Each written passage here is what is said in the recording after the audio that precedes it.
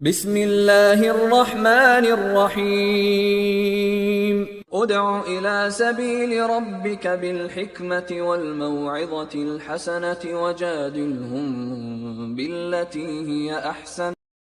الحمدللہ رب العالمین والعاقبۃ للمتقین والصلاة والسلام علی رسول الکریم، اما بعد۔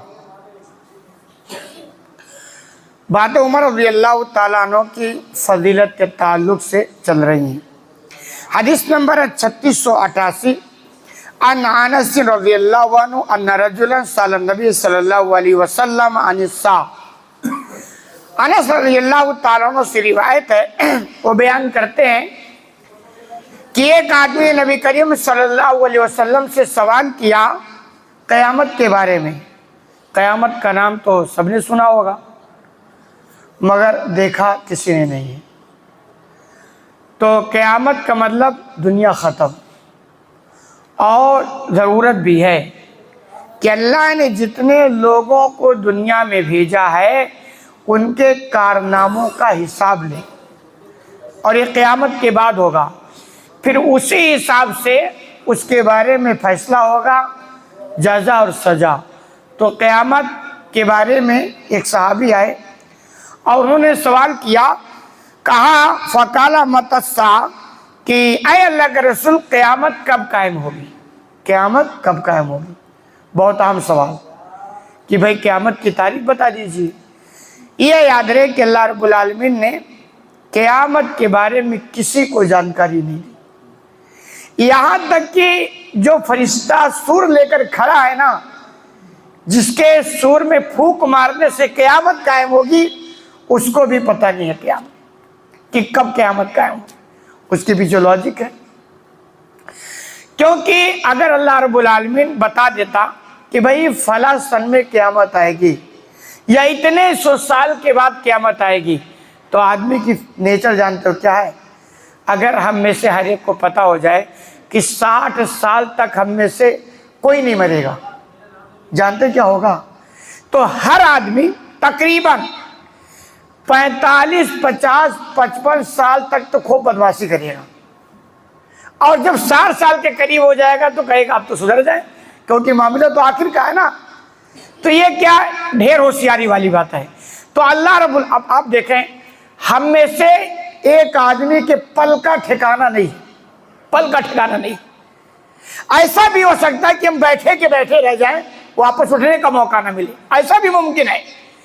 لیکن یہ آثار ہے کہ بھائی بچپنا، جوانی، بڑھاپا، اس کے بعد حالات یہ کہ آدمی کو تھوڑا دولت مل جائے، تھوڑی جوانی مل جائے، تھوڑا مال مل جائے، تھوڑا وعدہ مل جائے، دیکھو اس کی اکڑ کیا ہو رہی ہے، دنیا کے اندر کتنا فتنہ فساد مچا کے رکھا ہے۔ اور اگر آدمی کو گارنٹی سے یہ معلوم ہو جائے کہ بھئی جب تک 60 سال کے بندہ نہیں ہوگا موت نہیں آئے گی، تو آپ دیکھ نہیں سکتے، تصور نہیں کر سکتے ہیں کہ اس کی زندگی کیسی ہو۔ تو وہ ساری حکمتیں ہیں جو اللہ بخوبی جانتا، اور یہی وجہ ہے نا ہماری موت کا بھی پتہ نہیں ہے، یہی کہ اگر معلوم ہو جائے تو ہم خوب بدمعاشی کریں گے، جب قریب آئے گا موت کا تو سدھر جائیں گے، جیسے آدمی بڑھاپے میں سدھرنے کی کوشش کرتا ہے، حالانکہ جوانی کی بھی گارنٹی نہیں ہے۔ تو اس آدمی آئے تو انہوں نے کہا اللہ کے رسول قیامت کب قائم ہوگی؟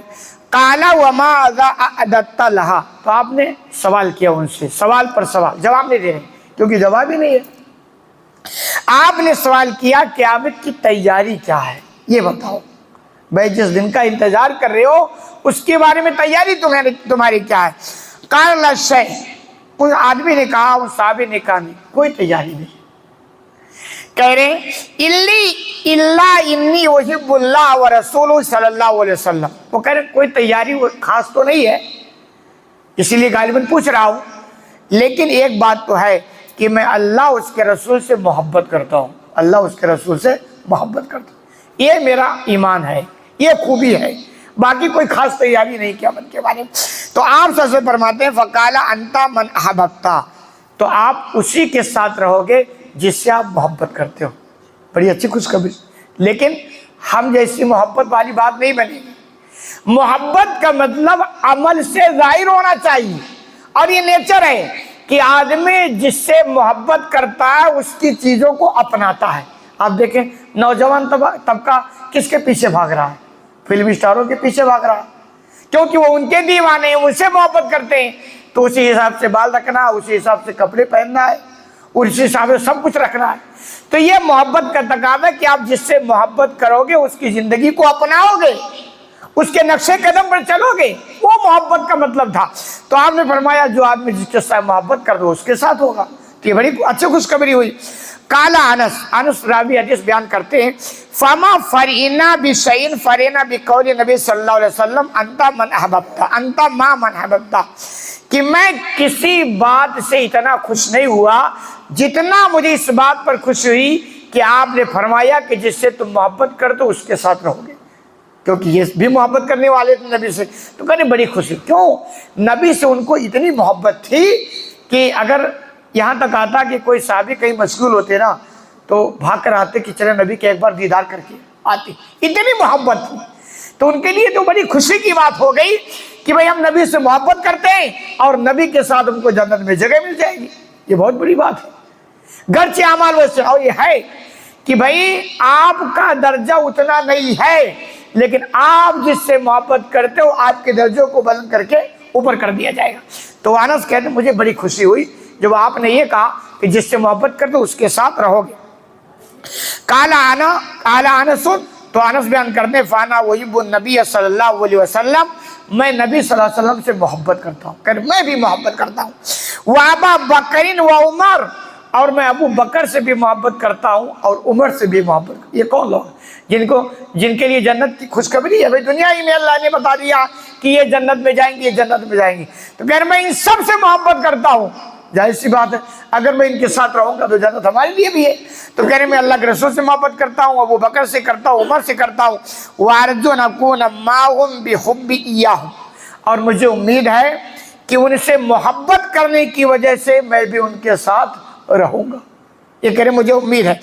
वइल्लम आमल बिमिस्ल आमालिहिम, अगरचे मेरे अमाल इन जैसे नहीं। ये तो है कि भाई वो तो बड़े पाए दर्जे के साहबी हैं, नबी का मकाम बहुत ऊंचा, उनके अमाल बिल्कुल निराले हैं, वैसा नहीं मैं हो सकता, लेकिन मोहब्बत मेरी इनसे है। उस मोहब्बत की बुनियाद पर मुझे उम्मीद है कि मैं भी इनके साथ रहूँगा। तो जहाँ तक बात हुई उमर की भी इसी में है फजीलत कि उमर रज़ी अल्लाह तआला अन्हु के बारे में कि वो जन्नत में है, और साहबा ने तमन्ना की कि हम भी उमर के साथ जन्नत में रहेंगे। तो हकीकत ये है कि हमारे लिए भी ईमानी तकाज़ा है कि हमको भी सहाबा से, नबी से, असलाफ से मोहब्बत करनी चाहिए। और मोहब्बत का मतलब कि उनकी ज़िंदगी को फॉलो करें, उन्हीं को अपनाएं, उन्हीं को अपना आइडियल बनाएं, उनके नक्शे कदम पर चलें, फिर मोहब्बत का पता चलेगा। ना कि सिर्फ ज़बान से कि हम तो बहुत मोहब्बत करते हैं, सिर्फ ज़बान से बात नहीं बनेगी, अमल से साबित करना पड़ेगा। अल्लाह रब्बुल आलमीन से दुआ है कि इलाही आलमीन तो हमें कहने सुने ज़्यादा अमल करने की तौफीक अता फरमाए।